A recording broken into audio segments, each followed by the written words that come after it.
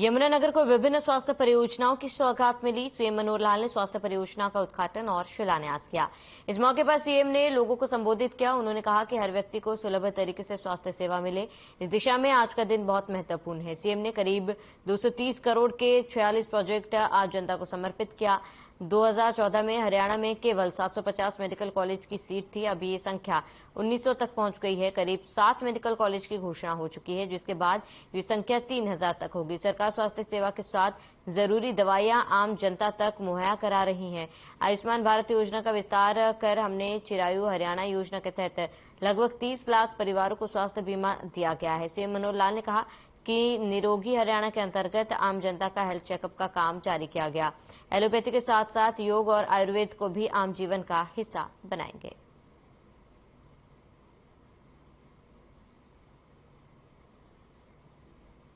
करता हूं आज का दिन हमारे एक स्वर्णिम दिन के नाम से जाना जाएगा, जिस दिन मुख्यमंत्री जी यहां से बटन दबाकर हरियाणा के 17 जिलों में स्वास्थ्य सेवाओं का उद्घाटन करने जा रहे हैं।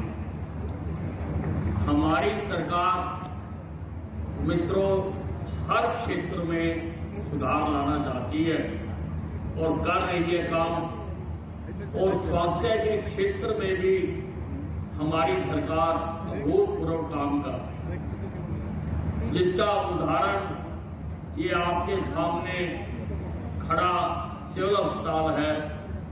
इसके पुराने ढांचे को भी आपने देखा है और आज ये सभी सुविधाओं से संपन्न यहाँ पर 275 बेड का अस्पताल यहाँ पर जनता को समर्पित किया जाता है। एक विषय ऐसा भी है कि बहुत से लोग बहुत सी बीमारियों का इलाज प्राइवेट अस्पतालों में कराते रहे हैं, उसके लिए पैसे की जरूरत होती है। तो प्रधानमंत्री जी ने उसके लिए जो आयुष्मान जो योजना बनाई है, इस आयुष्मान की योजना उस कार्ड के माध्यम से हर गरीब परिवार को 5 लाख रुपए का बीमा, स्वास्थ्य बीमा ये कराया गया है। जब ये हुआ तो हरियाणा में संख्या उसकी 15.5 लाख कार्ड बनाने की थी। हमने जो हिसाब लगाया कि ये हरियाणा की जनता को और सुविधा मिलनी चाहिए, ये कार्ड कम है, तो चिरायु हरियाणा बना करके उसके अंदर और एक 14 लाख कार्ड नए जोड़े जाए, ये योजना हमने बनाई है। तो 29.5 लाख परिवार ऐसे हैं जिनको चिरायु आयुष्मान और चिरायु हरियाणा का लाभ 5 लाख रुपए तक की मुफ्त इलाज की ये योजना है, इसका लाभ होगा। और इसके साथ आखिर व्यक्ति बीमार होने से पहले सिम्टम्स के आधार के ऊपर यदि हम उसका चेकअप कराए हैं, उनका परीक्षण करवाते हैं, तो बहुत सी बीमारियां समय से पहले अगर पता लग जाए, इंडिकेशन हो जाए, तो उसका इलाज बहुत आसान होता है। इसके लिए हर गरीब नागरिक का 25 प्रकार के टेस्ट कराने के लिए और एक हमने योजना बनाई निरोगी हरियाणा। उस निरोगी हरियाणा में भी हर एक सरकारी अस्पताल में ऐसे सब गरीब परिवारों का 25 प्रकार का टेस्ट फ्री होता है। अभी तक लगभग 2 लाख लोगों का और ये टेस्ट हो चुका है। मैं ये भी बताना चाहूंगा कि ये टेस्ट इसको और गति को तेज करना है, तो जो प्राइवेट लैब्स हैं अब उनके साथ भी कुछ समझौता करके तो एक रेट तय करके वहां भी ये लोग अपना स्वास्थ्य जांच करा सकें, ऐसी हमारी आगे की योजना है। क्योंकि इनकी संख्या भी लगभग 1.25 करोड़ जनसंख्या है, जिसको हम अगले 2 साल के अंदर पूरा करेंगे। इसके लिए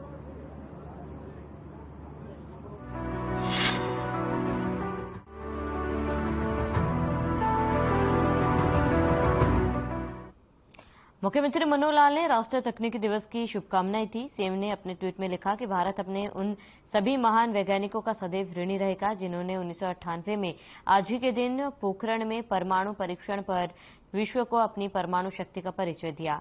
आप सभी को नेशनल टेक्नोलॉजी डे की हार्दिक शुभकामनाएं। तत्कालीन प्रधानमंत्री भारत रत्न अटल बिहारी वाजपेयी जी के नेतृत्व में हुए उस ऐतिहासिक कार्य ने भारतीयों के मनोबल को सुदृढ़ किया।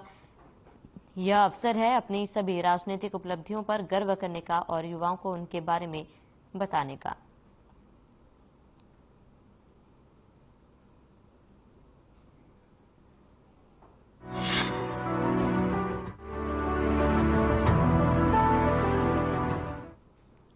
चंडीगढ़ में हाई पावर परचेज कमेटी की बैठक हुई, जिसकी अध्यक्षता सीएम मनोहर लाल ने की। बैठक में कैबिनेट मंत्री रणजीत सिंह चौटाला, मंत्री मूलचंद शर्मा, मंत्री जेपी दलाल, मंत्री बनवाली लाल और राज्य मंत्री अनूप धानक समेत तमाम अधिकारी मौजूद रहे। बैठक के बाद सीएम ने जानकारी देते हुए बताया कि बैठक में कुल 26 एजेंडे रखे गए। इनमें से 18 एजेंडों को मंजूरी मिली, जबकि 8 एजेंडे स्थगित हुए।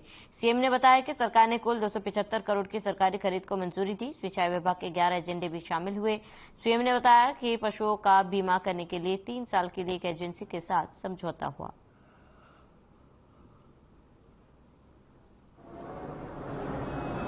हाई पावर परचेज कमेटी की एक मीटिंग लगभग 3 घंटे हमारी चली है और उसमें कुल 26 एजेंडे थे, जिसमें परचेज का भी कुछ एजेंडास थे और कुछ इंजीनियरिंग वर्क्स के भी थे।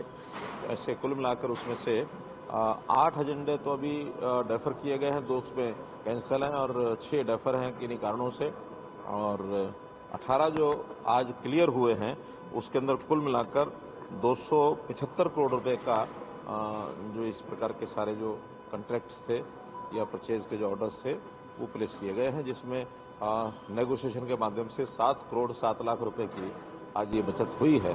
ऐसे कुल मिलाकर के, और मोटे रूप से उसमें इरिगेशन के लगभग 6, 3, 9, 2, 11 तो केवल इरिगेशन के ही थे, और इसके अलावा पावर डिपार्टमेंट के थे।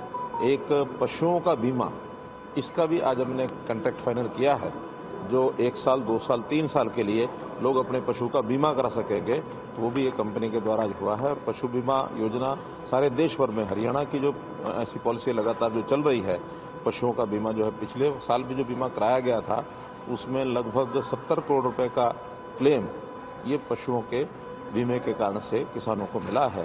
तो ये एक अच्छी स्कीम हमारी चल रही है।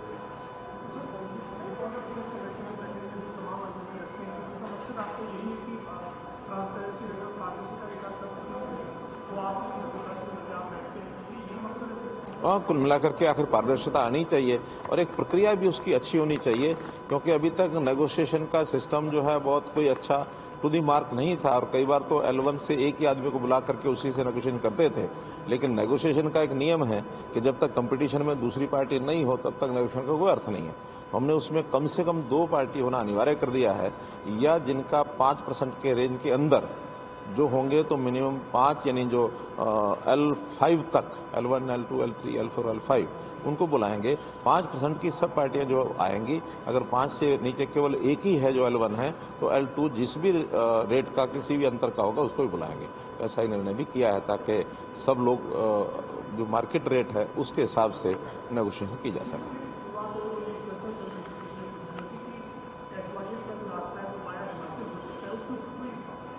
कुछ लोगों ने सुझाव दिया है और उस सुझाव में अभी कोई फॉर्मल उसके ऊपर कोई काम नहीं किया गया है। एक सुझाव के रूप में जो कहा है, जो सुझाव देने वाले स्वयं ही कोई उसका प्रारूप कोई उसका बना के लाएंगे कोई, तो उसके बाद देखेंगे फिजिबिलिटी कितनी है कितनी नहीं है। और वो आखिर कोई हरियाणा सरकार के हाथ में अकेले नहीं है, उसमें मल्टीपल स्टेट्स का मामला है, सेंटर का मामला है, तो उस नाते से कभी चलेगा, वरना तो जो सुप्रीम कोर्ट का निर्णय है हमारे लिए वही फाइनल है कि SOL जो है उसका रूट है उसी पर वो बनेगा।